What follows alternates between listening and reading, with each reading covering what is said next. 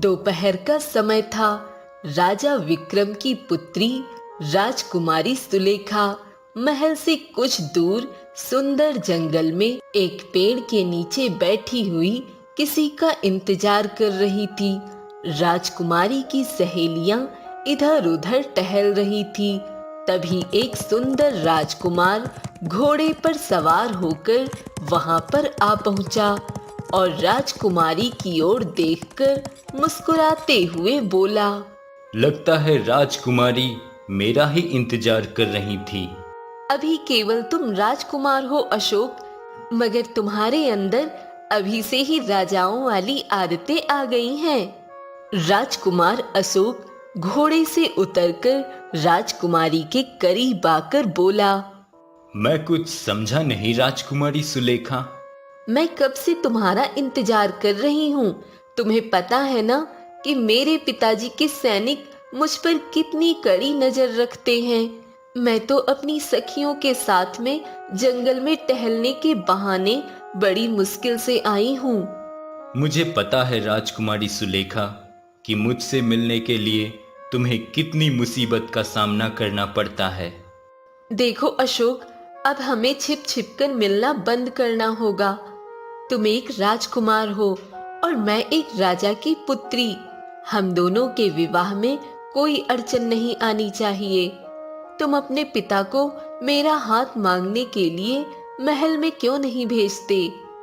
राजकुमारी सुलेखा की बात सुनकर राजकुमार अशोक गहरी सोच में डूबता हुआ बोला, तुम तो जानती हो राजकुमारी सुलेखा कि तुम्हारे पिता आसपास के राज्यों में एक क्रूर शासक के नाम से प्रसिद्ध हैं और मेरे पिता उन्हें बिल्कुल भी पसंद नहीं करते।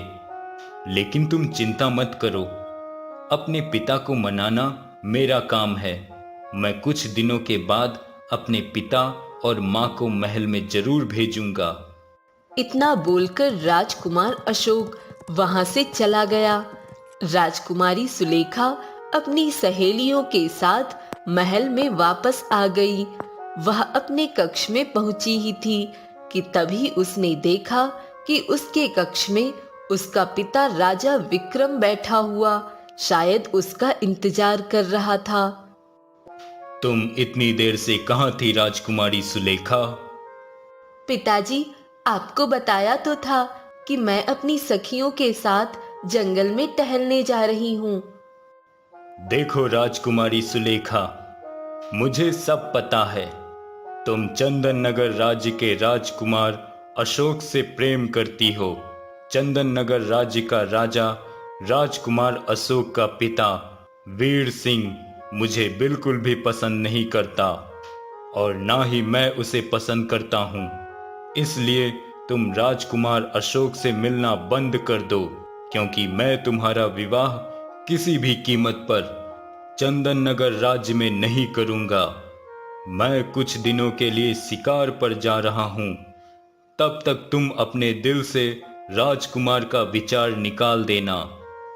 इतना बोलकर राजा विक्रम अपनी पुत्री के कक्ष से बाहर आ गया।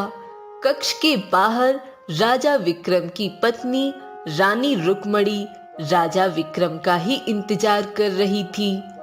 आपको इस तरह से राजकुमारी सुलेखा से बात नहीं करनी चाहिए। मैं राजकुमारी सुलेखा का दुश्मन नहीं हूँ रुक्मणी। तुम जानती हो कि मेरी एक ही पुत्री है और मैं अपनी पुत्री का विवाह ऐसे राज्य में कैसे कर सकता हूँ जिस राज्य का ना तो राजा मुझे पसंद करता है और ना ही वहाँ की प्रजा मुझे पसंद करती है। आप अच्छी तरह से जानते हैं कि राजा वीर सिंह आपको पसंद क्यों नहीं करते। वह आपकी नीतियों के खिलाफ हैं। आप जिस तरह से अपने राज्य की प्रजा पर अत्याचार करते हैं और उनके ऊपर गलत आदेश जारी करते हैं, राजा वीर सिंह केवल उसके खिलाफ रहते हैं। यह मेरे शासन करने का तरीका है रानी रुक्मणी। मैंने आपके शासन करने पर कभी भी उंगली नहीं उठाई, लेकिन जिस तरह से कुछ दिन पहले आपने अपनी प्रजा पर एक फरमान जारी किया है कि आपकी प्रजा में अब से किसी भी व्यक्ति को अपने पास सोना रखने का अधिकार नहीं होगा। और तो और, आपकी प्रजा में जिस परिवार के पास सोना था, आपके सैनिकों ने उनसे सारा सोना छीन लिया। यह गलत है। देखो रानी रुक्मणी, मैं इस समय तुमसे बहस नहीं कर सकता, क्योंकि मैं शिकार पर जा रहा हूं। मेरे पीछे राजकुमारी सुलेखा पर नजर रखना और उसका ख्याल रखना। इतना बोलकर राजा विक्रम महल से बाहर निकल गया और 2 सैनिकों के साथ सीधा जंगल की ओर रवाना हो गया। राजा विक्रम जंगल के काफी अंदर तक निकल आया, मगर उसे उसके मतलब का अभी तक कोई भी शिकार नहीं मिला था। तभी एक सैनिक राजा विक्रम से बोला, महाराज, हम जंगल की सीमा के काफी अंदर तक निकल आए हैं। तुम सही कह रहे हो सैनिक, लेकिन तुम जानते हो कि मैं शिकार किए बगैर महल वापस नहीं जाऊंगा। महाराज, मैं आपको याद दिलाना चाहता हूँ कि राजगुरु ने जंगल के अंदर तक जाने के लिए मना किया हुआ है। उनका कहना है कि कुछ रहस्यमय घटनाएं इस जंगल में होती रहती हैं। राजगुरु की तो आदत है हमेशा बकवास करने की, और तुम जानते हो कि मैं उनकी बकवास पर ध्यान नहीं देता। अगर मैं उनकी बकवास पर ध्यान देने लगूं तो मेरे हाथ से मेरा राज्य अगले दिन ही निकल जाएगा। राजा विक्रम ने इतना कहा ही था कि तभी उसकी नजर एक पेड़ के नीचे एक सुंदर हिरनी पर पड़ी। राजा विक्रम ने देखा कि वह हिरनी सोने की तरह रंग बिरंगी किरणों से चमक रही थी। यह देखकर राजा विक्रम आश्चर्यचकित होकर अपने दोनों सैनिकों से बोला, वाह, इतनी सुंदर हिरनी! इतनी सुंदर हिरनी तो मैंने अपने जीवन में कभी नहीं देखी। तुम दोनों तो जानते हो कि मुझे सोने से कितना प्रेम है, और यह हिरनी तो बिल्कुल सोने की ही मालूम पड़ती है। उस हिरनी को देखकर एक सैनिक डरते हुए बोला, महाराज, मुझे तो कुछ गड़बड़ लगती है। हमें वापस चलना चाहिए। दिमाग खराब हो गया है सैनिक। मैं इस सोने की जीवित हिरनी को लिए बगैर वापस नहीं जाऊंगा, चाहे मुझे इसे जिंदा ले जाना पड़े या फिर इसे मारकर। इतना बोलकर राजा विक्रम ने अपना धनुष निकाल लिया और धनुष की कमान पर तीर चढ़ा दिया। तभी अचानक वह सोने की हिरनी राजा विक्रम की ओर देखकर इंसानी आवाज में बोली, मेरे ऊपर तीर मत चलाइए राजन, मुझे छोड़ दीजिए। हिरनी के मुंह से इंसानी आवाज सुनकर राजा विक्रम बुरी तरह से आश्चर्य में पड़ गया और दोनों सैनिक डर के कांपने लगे। राजा विक्रम तेज आवाज में बोला, तुम तो इंसानी आवाज में बात कर रही हो, ऐसा कैसे संभव हो सकता है? क्योंकि मैं कोई मामूली हिरनी नहीं हूँ राजन, बल्कि एक जादुई हिरनी हूँ। मुझे यहाँ से जाने दो। असंभव! मैं तुम्हें यहाँ से किसी भी कीमत पर जाने नहीं दे सकता। तो फिर मुझ पर तीर मत चलाओ, मैं तुम्हारे साथ स्वयं चलने के लिए तैयार हूँ, परंतु मेरे इंसानी आवाज में बात करने का रहस्य तुम किसी को नहीं बताओगे। सोने की हिरनी की बात सुनकर राजा विक्रम अपने दोनों सैनिकों की ओर देखकर बोला, याद रखना, राजमहल में किसी को भी इस रहस्य का पता नहीं चलना चाहिए कि यह सोने की दिखने वाली हिरनी इंसानी आवाज में भी बात करती है। अगर यह बात उड़ते उड़ते दूसरे राज्यों तक पहुंच गई तो बहुत से राजा इस सोने की हिरनी को हासिल करने के लिए हमारे राज्य पर हमला भी कर सकते हैं। राजा विक्रम सोने की हिरनी को लेकर अपने महल वापस आ गया। सोने की हिरनी को देखकर राजा विक्रम की पत्नी रुक्मणी आश्चर्य से राजा विक्रम से बोली, यह तो बिल्कुल सोने की हिरनी दिखाई देती है। यह आपको कहाँ मिली? रुक्मिणी, भाग्य का खेल देखो। रुक्मिणी, मुझे सोने से जितना प्रेम है, भगवान ने मुझे सोने का जानवर ही पकड़ा दिया। यह हिरनी मेरे ही कक्ष में रहेगी।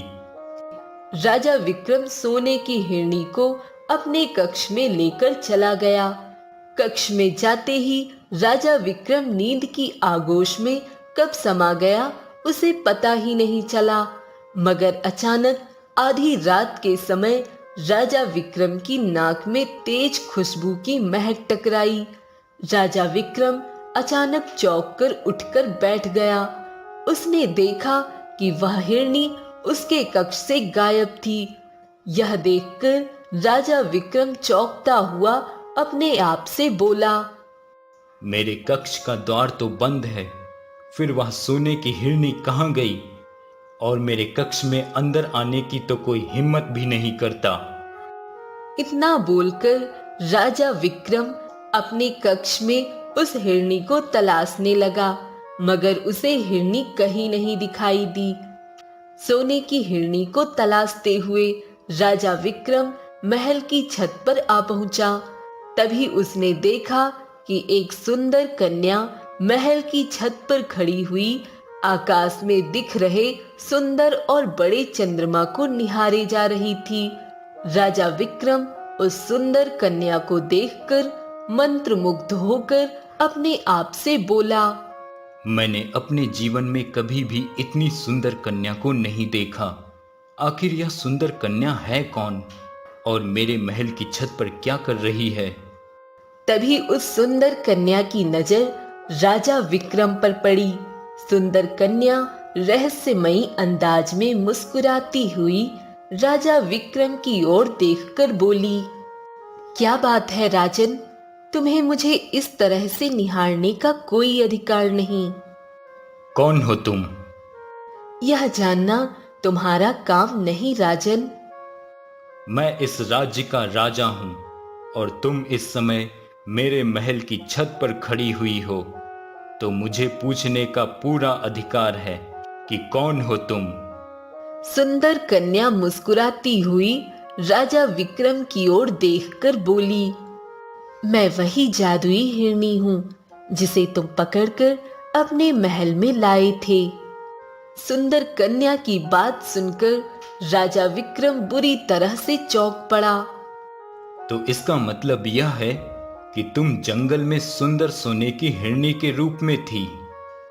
तुमने बिल्कुल सही पहचाना राजन। मैं उस समय सोने की हिरनी के रूप में थी और मैं चाहकर भी अपने असली रूप में नहीं आ सकती थी, क्योंकि असली रूप में आने के लिए मुझे खुले आकाश और चंद्रमा की आवश्यकता होती है। अगर ऐसी बात है तो मेरे कक्ष का द्वार तो बंद था, तुम बाहर कैसे आई? तुमने शायद ठीक से सुना नहीं राजन। मैंने कहा कि मुझे अपने असली रूप में आने के लिए खुले आकाश और चंद्रमा की आवश्यकता होती है, गायब होने के लिए नहीं होती। तो फिर तुम जंगल में गायब क्यों नहीं हुई? हमारे साथ क्यों आ गई? क्योंकि उस समय तुम और तुम्हारे दोनों सैनिक मेरे सामने थे और हम किसी इंसान के सामने गायब नहीं होते। ये हमारे समुदाय का नियम है। मैं तुम्हारी सुंदरता पर मर मिटा हूं सुंदरी। मैं तुमसे विवाह करना चाहता हूं। इतना बोलकर राजा विक्रम ने सुंदर सुकन्या का हाथ पकड़ लिया। राजा विक्रम के ऐसा करते ही सुंदर कन्या क्रोधित होकर राजा विक्रम की ओर देखकर बोली, तुमने आज दो गलतियां की राजन। एक, मुझे जंगल से अपने महल तक ले आए और ऊपर से तुमने मुझे बुरे इरादे से मेरे शरीर को स्पर्श किया। तुम्हें इसकी सजा मिलेगी। तुम्हें सोने से बहुत अधिक प्यार है ना? तुम्हारी पत्नी और तुम्हारी पुत्री इसी समय सोने की मूर्ति में परिवर्तित हो जाएगी और तुम भी धीरे धीरे सोने में परिवर्तित हो जाओगे। यहाँ तक कि तुम जिस वस्तु को भी हाथ लगाओगे वह भी सोने की बन जाएगी। अचानक वो सुंदर स्त्री एक सुंदर सोने की मूर्ति में परिवर्तित होने लगी। राजा विक्रम कांपते हुए सुंदर कन्या से बोला, तुम सोने की मूर्ति में कैसे परिवर्तित हो रही हो? क्या हो रहा है तुम्हें? हमारे समुदाय का नियम है कि कोई भी मनुष्य बुरे इरादे से अगर हमें स्पर्श करता है तो हम सोने की मूर्ति में परिवर्तित हो जाते हैं और हमें एक श्राप उस मनुष्य को देना पड़ता है। मैंने तुम्हें श्राप दिया है राजन, और तुम मेरे दिए हुए श्राप से बच नहीं पाओगे। इतना बोलकर वह सुंदर कन्या पूरी सोने की मूर्ति में परिवर्तित हो गई। यह देखकर राजा विक्रम बुरी तरह से घबरा गया। तभी राजा विक्रम के हाथ हल्के हल्के पीले पड़ने प्रारंभ हो गए। राजा विक्रम दौड़ता हुआ अपनी पत्नी के कक्ष में चला गया, मगर सामने का दृश्य देखकर उसकी आंखें आश्चर्य से फटी की फटी रह गईं। राजा विक्रम की पत्नी रुक्मणी सोने की मूर्ति में परिवर्तित हो चुकी थी। राजा विक्रम के दिमाग में अपनी पुत्री का विचार दौड़ने लगा। राजा विक्रम ने तेज कदमों से अपनी पुत्री के कक्ष में जाकर देखा तो उसकी पुत्री भी सोने की मूर्ति में परिवर्तित हो चुकी थी। राजा विक्रम घबराते हुए अपने आप से बोला, हे भगवान, ये मैंने क्या कर दिया? मेरी पत्नी और मेरी पुत्री तो सोने की मूर्ति में परिवर्तित हो चुकी है, और तो और मेरे हाथों का रंग भी सोने की तरह पीला पड़ता जा रहा है। इसका मतलब उस सुंदर कन्या का श्राप सही था। राजा विक्रम तेज कदमों से चलता हुआ महल के बाहर आकर एक सैनिक से बोला, जल्दी से राजगुरु को यहाँ पर बुलाकर लेकर आओ। अभी लाता हूँ महाराज।